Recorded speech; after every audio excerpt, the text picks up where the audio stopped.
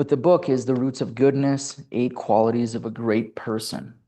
And excellent book, a newer book by Uchiyama Roshi, in collaboration, I suppose, with Dogen and the person that compiled the text as well. I don't have the names in front of me. But ironically, the title of my talk today is After Death, and the reason I say ironically is it's a celebration of life ceremony for my stepmom today. So I just wanted to mention that. Very influential woman in my life. So want to pay respects to her and just mention that. But yeah, so I wanted to talk about after death. And then it has a certain meaning, as hopefully will be brought out in the course of my talk today. It isn't what we commonly think of, I think, when we say after death here. So in this book, I didn't pull out the entire story, but basically Uchiyama attended a talk. He showed up at this temple, and he was going to listen to a talk. And the talk was at a true Pure Land temple, and a priest was giving the talk. The talk was based on Gosho o Nagyu. It's a prayer to be born in the Pure Land after death. And so Uchiyama noticed that all the people who went to attend this talk were elderly. There was like no young people that showed up for this talk. And so it's just an observation that he made. Yeah, and what he assumed is that younger people assume that they're going to live for a long time, so there's no need to listen to a talk about death, right? I think that's pretty common knowledge that when we're young, it's not on our mind. Death is, we think we're, maybe going to live forever. It's just not in our thinking when we're younger. And so most people believe that Gosho meant one's next life after death. And so I think this is pretty common to think about what happens to me after I die. What happens to after death? What is this next life going to look like?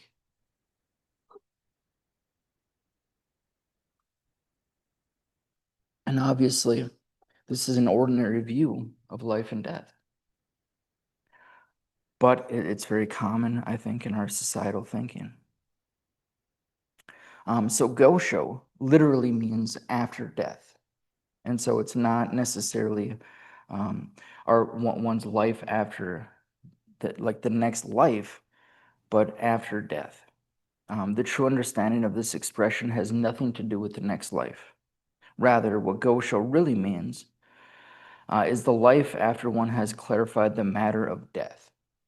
And so I brought this up in a talk a couple months ago, I think, but early on in my exploration of Zen teachings, I heard something about clarifying the great matter of life and death, and I didn't take too much time to explore where that came from or necessarily what that meant, but that always stood out to me as being particularly important when we explore these teachings and this practice. That is one of the fundamental matters is what is this, what is this matter of life and what is this matter of death?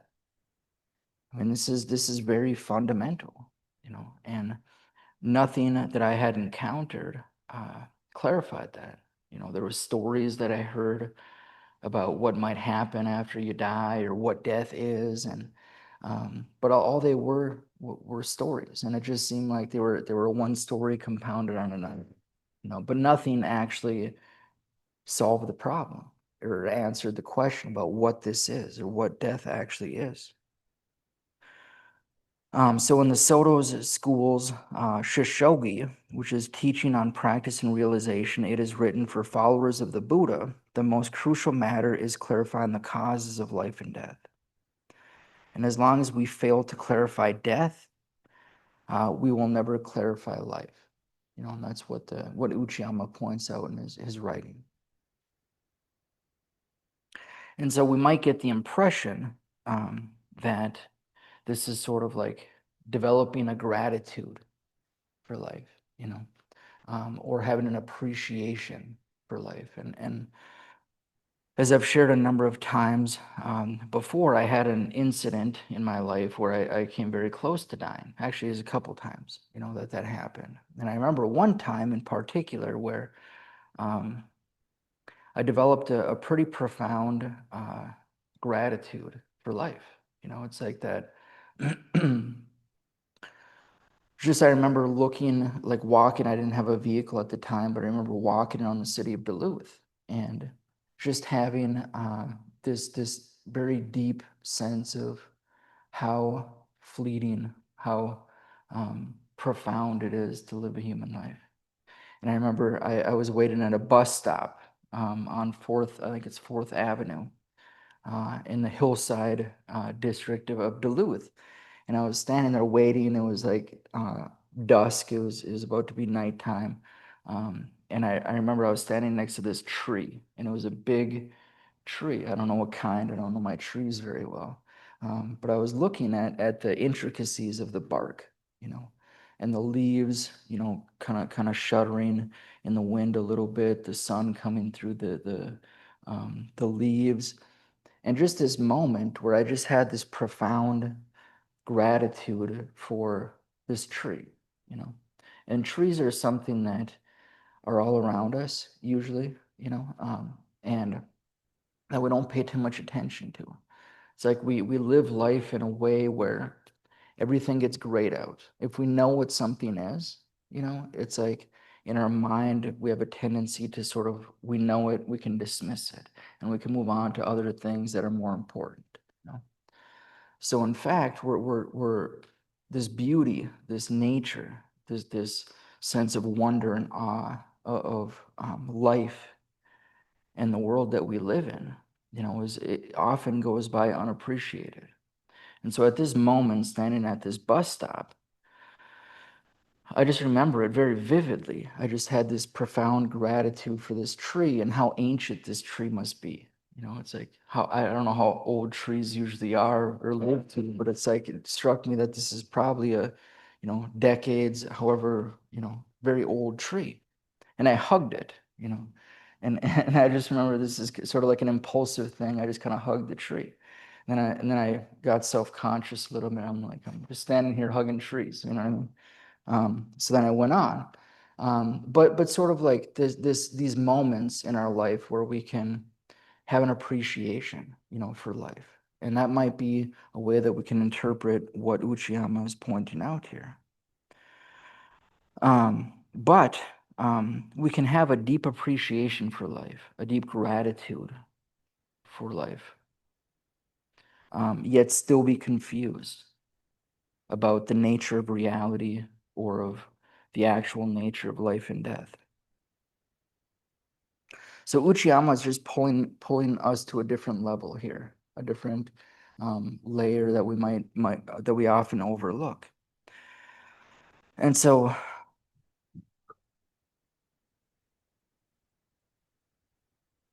when we die, we throw everything we have in this world, along with all our thoughts and feelings. After that, we live out our life, this life, fully. That is the death that we need to clarify. So again, we throw away everything we have in this world, along with all of our thoughts and our feelings, Uchiyama is pointing out here. And so what is he pointing to? Well, he's pointing to the very nature of existence, as we commonly believe. And so what we can notice is that, do we ever actually own anything? Do we ever have anything to throw away to begin with? So this throwing away everything we have in this world isn't necessarily an active discarding.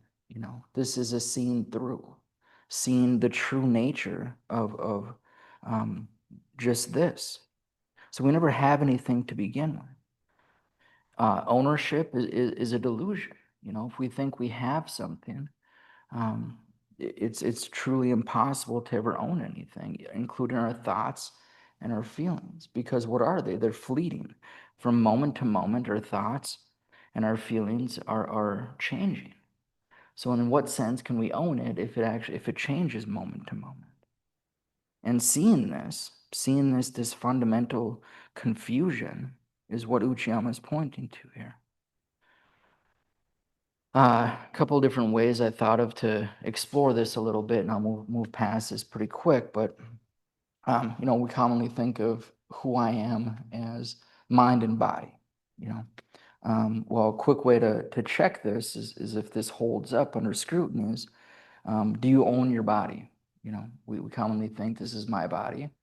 Well, if you own your body, then stop it from changing. Stop it from aging, right? Impossible to do. Kind of proves there's, a lack of ownership right there. Do you own your mind? Can you stop your mind from thinking? Just a quick check, like, hey, maybe this doesn't hold up under scrutiny. I'm not going to go into the deep end of the Anatta doctrine here, but so thoughts and feelings are closely associated with our sense of self. I think, I feel. So what Uchiyama is pointing out here is we throw this away. We see through this. We see through the delusion that, I am what I think, or I am my body. We don't discard it. We don't need to discard it. So death here is to see the illusion of self and other, dropping off body and mind.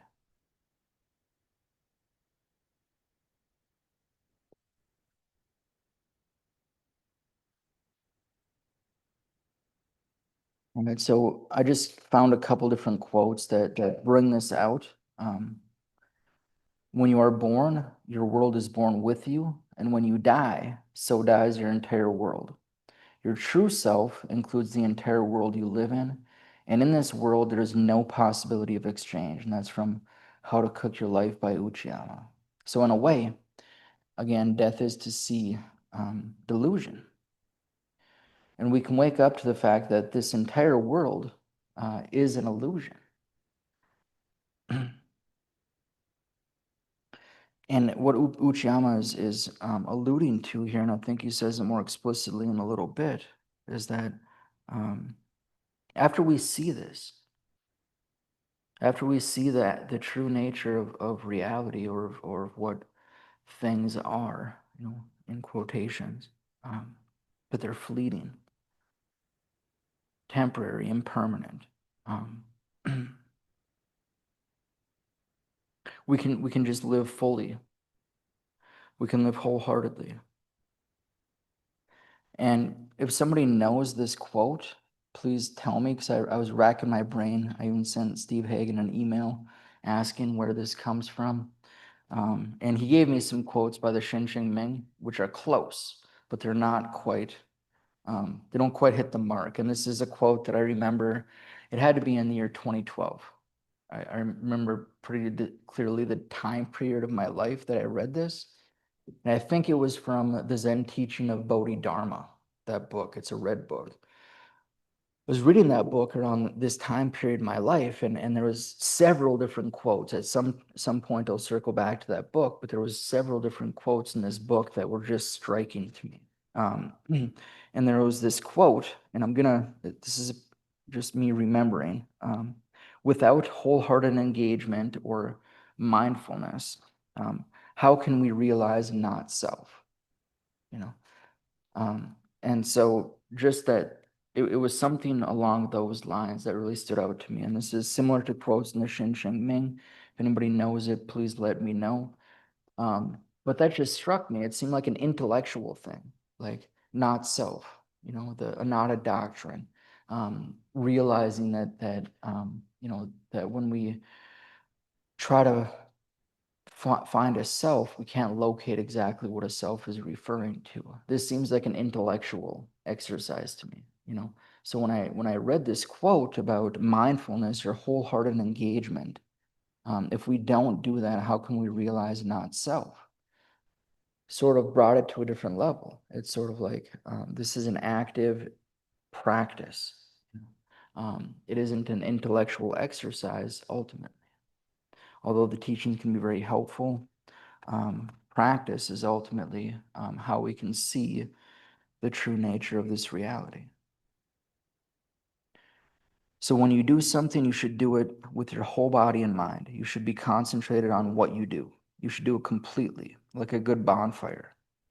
You should not be a smoky fire. You should burn yourself completely. If you do not burn yourself completely, a trace of yourself will be left in what you do. That's a quote by Suzuki.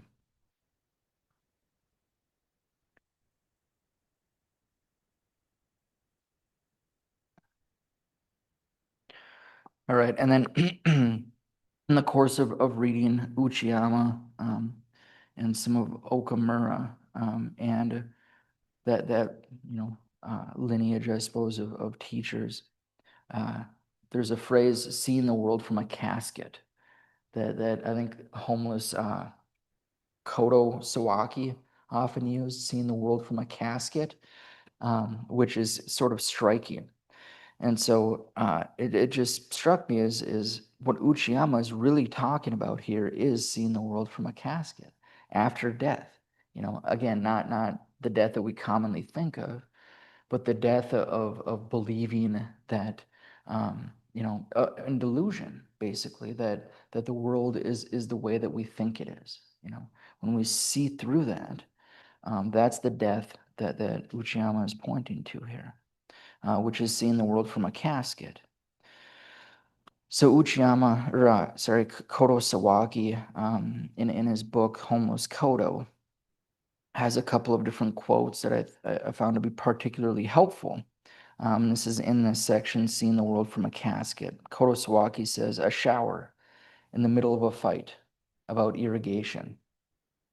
I don't know what this is called, but it's like a poem or like a something, some literary thing. So again, a shower in the middle of a fight about irrigation. So what happens when there's so some farmers are fighting about irrigation, and they're having this squabble. Maybe it's a drought, and they're at odds with each other, and they're fighting, and then all of a sudden it rains. What happens to the anger? What happens to all of those feelings that built up to that argument? So after a long drought, farmers fight over water for their rice fields. In the middle of the dispute, a shower hits. Since there's no other reason to fight, when it rains, the problem disappears. There will be no difference between the beautiful and the plain when they're 80. The original reality is empty and clear. So this is just pointing to the actual nature of reality. It's like we get so caught up in the world of this and that is how the relative world is commonly referred. But, we get so caught up in that when a teaching just points directly, to just this. That's what is being pulled out here. This is seeing the world from a casket, not fussing about this or that, but just seeing directly. What is it that actually, what is it that is actually here and now, this here and now reality? So imagine looking back on our lives after we die. We'll see that so many things didn't matter. In short, Zazen is seeing this world from the casket without me.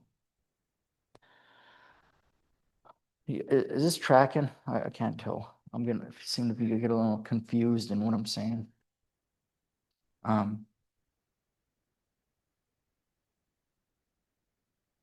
So to put it another way, life after clarifying death means to no longer assume that fame and fortune or fulfilling one's personal desires is the purpose of our existence. Right here is a total change in one's value system. So this is how we commonly live. I think this is pretty common. We have a set of values, maybe. We can even write those values down. This is what's important to me, or this is what drives my actions. I've certainly done that a couple different points in my life. What's important to me, and are my actions aligning with what I value? So we have these values that we live out of. And commonly those are associated with fame and fortune, or fulfilling one's personal desires, right?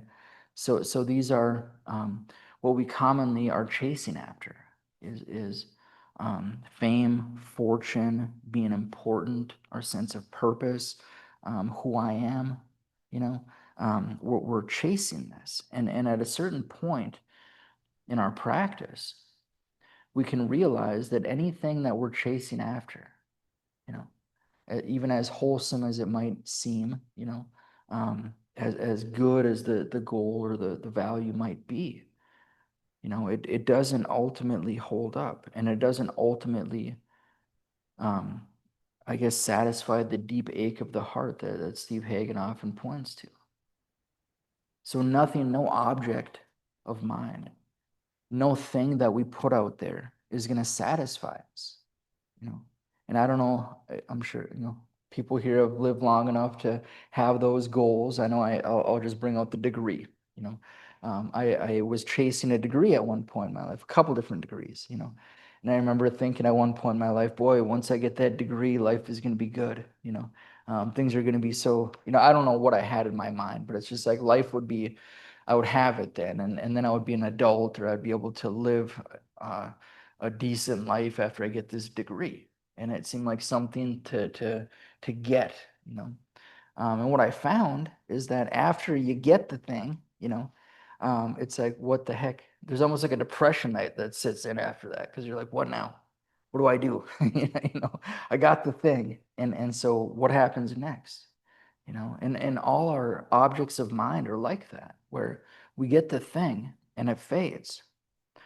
And I shared a couple weeks ago, my sitting in an AA meeting and hearing a person say that when he walked into a warehouse full of booze, and realizing that there's not enough booze in this warehouse to satisfy his desire to drink.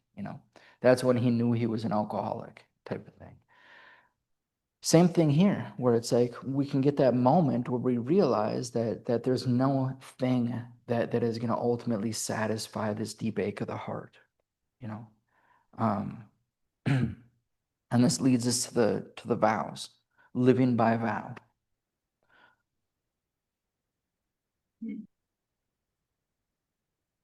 So the four vows are to save all sentient beings, though they are numberless; to be released from all desires, though they're inexhaustible; to learn the teachings, though they're boundless; to live the Buddha way, though it is unsurpassable. Okay. Um, these vows are endless. There's no end to these vows. You can't actually achieve the vow. Um, this awareness, is actually repentance, as I think Okamura points out in his book, Living by Vow. Vow and repentance are two sides of one practice. I could do like a whole talk on that, but I'm starting to skim by this a little bit. But I wanted to point out that this vow that shows up, doesn't show up in the four vows. At least it didn't for me. Maybe it did for you or something like that. But it's like the four vows doesn't show up, or this vow um, isn't, and this is the change in values that Uchiyama is pointing to here. It's once we can see that no object is going to satisfy this deep ache of the heart. Once we realize that, there's almost like this energy. I don't know what word to use here, but this vow to live out of this not being confused, basically live out of awakeness. And what is that? It seems to me that's a vow, but it's not a vow we can put into words. It's this Bodhi mind, I suppose. To just not be confused, and we can start to see the actual fundamental nature of reality, which isn't something particular. This is of the whole. This is totality. So we can see that, and what Uchiyama is pointing out here is that this is when all we can do is just live our life. So an absolute fact is there are so many people alive today not living out their own life, but rather living their life through the eyes of what is socially respectable. So these are our typical identities. We show up in school, we show up in work, we show up in our family. These identities that we work so hard to please and protect. And we spend a lifetime developing this identity. These are identities that we show up for in our lives. Being a good parent, being a good whatever. Indeed, perhaps this self, maybe one colleague in relation to another, or a wife in relation to her husband, or a child in relation to its parents, or maybe a subordinate in contrast to their superior. But all of those are nothing more than labels contrasting or balancing one thing against another. And this is the relative world. This is what we can wake up to, is that there's no substance there. This isn't ultimately real. This is sort of like an illusion. So in a way, we can get confused and think that these teachings are pointing to dismissing that. And that's not what's being pointed out. So this I, we can ask ourselves, who am I?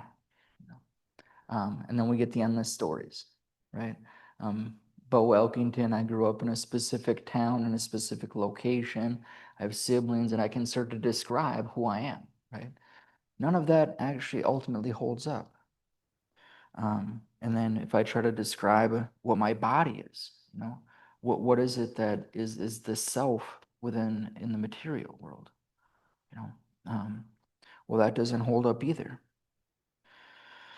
And then Uchiyama goes on, and this is the crux of the whole thing right here. What I'm about to say is that is why all I can do is fully live out this life as my life. Okay. So again, this isn't negating, the illusory, relative world. We don't negate that. We don't negate the identities. We don't negate those things.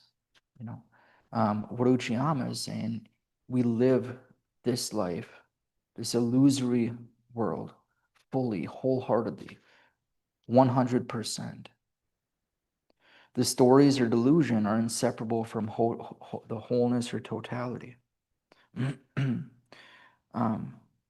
These identities, this relative world, this is our life. Sort of seems contradictory in a way.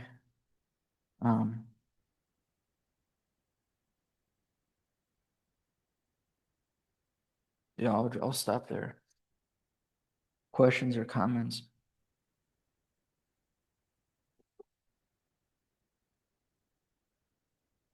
No comment other than I did read this book and I loved it. I thought it was profound and accessible and um, actually kind of funny. I took it out from the library, and typically when a book resonates for me, I get kind of busy with the pages, like turn down, flip in half, turn up as like this coding system, like where to go back to. And this poor book was completely demolished by the time I was done reading it. And when I returned it to the library, I thought, maybe I can leave it on my cat or something like that. So it's really good. So I highly recommend it. There's just a lot of real good stuff in there. Yeah. It's very accessible. I agree. Thank you. Yeah.